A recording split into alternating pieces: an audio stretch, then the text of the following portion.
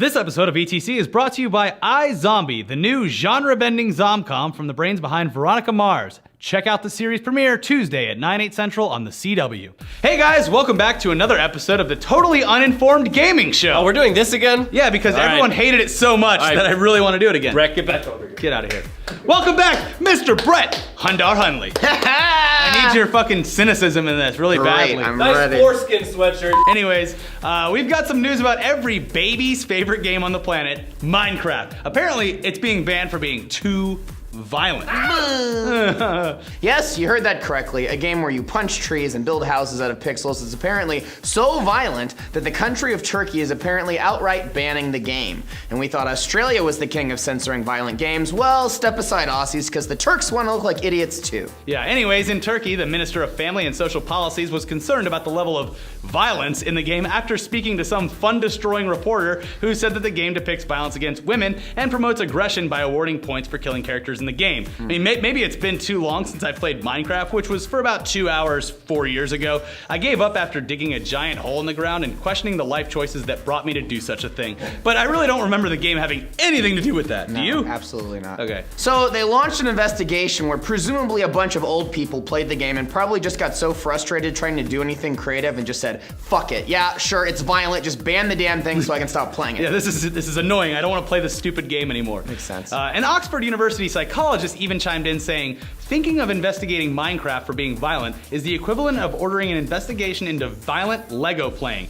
thus coining the future insult that I will happily brandish: it doesn't take an Oxford professor to know that you're a fucking idiot. Boom! Roasted. Wrecked. So the Turkish ministry sent their report condemning the game to their legal affairs department, but it will come down to the Turkish courts to decide whether or not to look like idiots, considering they would be the first country to ban this stupid game. But Turkey has had a bit of a track record recently by taking steps to ban or censor a whole bunch of mundane stuff like Twitter, Facebook, and YouTube. So this certainly isn't outside their wheelhouse. Christ. Whatever. Let's move on to a game that certainly won't be available in Turkey due to their high moral standards, Hotline Miami 2. Yeah, the sequel to the endlessly playable, ultra-violent Hotline Miami officially dropped this week for PC and various Sony devices like the PS3, PS4, and the Vita, if anyone still uses that thing. It's about goddamn time. Yeah. It's called Hotline Miami 2, wrong number, and appears to play much like its predecessor, although it does feature some updated weapons and abilities, the maps are larger than before, and there are new difficulties so you can make it easier or extremely hard on yourself depending on how much of a badass keyboard crusader you are. Yeah, it's getting generally positive reviews on all of the game review sites that haven't been shut down due to budget cuts yet. But then again, most of those places give every game an 11 out of 10 because they don't want developers to stop sending them games to review. So you tell us in the comments what you think about it, because we actually trust you. Yeah, but not if you live in Australia because it's banned. Banned! Banned. And moving on, in our well, no shit, of course this is happening category today, one of 2015's most anticipated games, Uncharted 4, is now one of 2016's most anticipated games, as it's been delayed till spring of next year. Hey, this is pretty much just becoming standard in the industry, so. Very sad. Ooh. There you go. Oh, he's mad. The game's directors, Bruce Strawley and Neil Druckmann, made the announcement on PlayStation blogs stating, "It's become clear to us that this game is much more ambitious than we originally envisioned. Aww. Wah. We've made the difficult choice of pushing the game's release date, giving us a few extra months that will make certain that Uncharted 4, A Thief's End, not only meets the team's high standards, but the high standards that gamers have come to expect from a Naughty Dog title." He went on to say that the team at Naughty Dog will be heads down, working through 2015, making sure that Nathan Drake's story gets the closure it deserves, and setting it up for a movie, no doubt. Perfect. So much money. Yeah. So this is obviously a huge blow to PS4's holiday lineup. Uncharted is a series that not only hardcore PlayStation fans love, but is certainly a game that the mainstream audience is aware of. Now, a lot of people were probably waiting for Uncharted 4 to buy a PS4. With Halo 5 and Tomb Raider coming exclusively to the Xbox One this Christmas, can we call it a comeback for Microsoft? No. Because PC Master Race, guys. That makes me look cool, right? Yeah, we Hating look on cool. consoles. We hate consoles, We're and that's tough why guys. we're cool, right? Yeah. 3DS.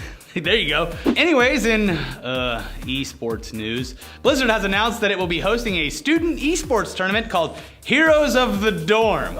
Clever. But whatever, I actually love Heroes of the Storm, and it's actually beneficial to the players who end up winning this thing. But let's explain how it works first. Take it away, Brett. Okay. You and your college bros take some time away from getting wasted and naming your genitals to sign up and then start training. You then compete in group stages through open qualifiers to see if you're capable of maintaining hand-eye coordination. After you've made it through the qualifiers, you advance to a top 64 single elimination bracket play. Then you and your team will play live on ESPN for the finals event. accomplishment. Yay, look, Dad, I really am an athlete. I'm so proud of you, son. Thank you. If you end up in the top 4, you get a pretty beefy custom PC, but if you're the winning team, Blizzard will pay for the entire college education you threw away to become a master at this game. So bravo. Wow. Yeah. But seriously, the fact that Blizzard will be providing an entire college career to the winning team is pretty cool. And like Ricky said, he's actually a fan of this game. I am. And this story is only kind of shoved in here so we can give away some exclusive, totally not exclusive, Heroes of the Storm beta codes that we all got at PAX last weekend. Yeah. So first to grab them, go nuts, have fun. Can you focus on these, Maddie? There you go. Yeah. Got it? Yeah. Good luck to the first people to fucking figure that out. Speaking of PAX, I think we maybe got, 30 minutes on the actual floor of PAX last week due to our grueling AFK shooting schedule, and I spent most of my time playing Cat Simulator, Furniture Assembly Simulator, and Soda Drinking Simulator. So time well spent. Literally all three like right next to each Yeah, other. what did you see, Brett? I didn't see a goddamn thing. Great, it was too cold in Boston anyway. Okay, but lastly for this episode of T.U.G.S, Hell Hath Frozen Over and Heists are finally live for GTA 5 Online. Do you believe in miracles, Brett? Not anymore.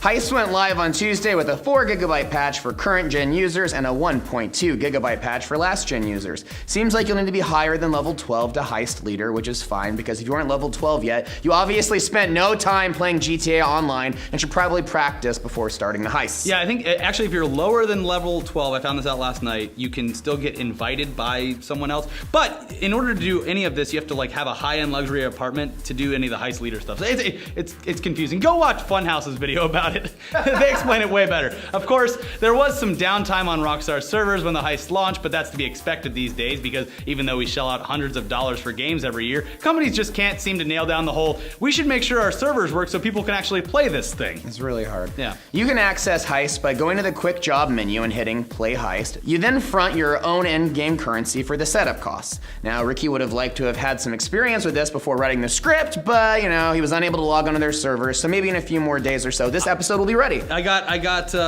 into one last night, and after the very first part, it just kicked me out of the game. So that was fun. Thanks, Rockstar. Awesome. But since we're on the topic of GTA, here is our favorite video game video of the week. It's a man who scares a cat, which then immediately runs into traffic, wasting one of its precious 9 lives. Pretty solid. Adorable.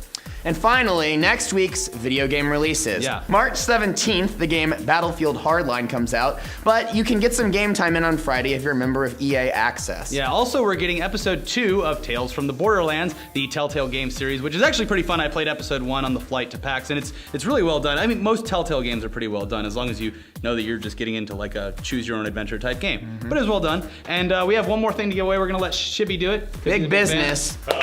Corporate man. There you go, tell them what they're getting, Shibs. Corporate We have sellout. early access for Smite. Here On, comes the code. on. Xbox One. Yeah.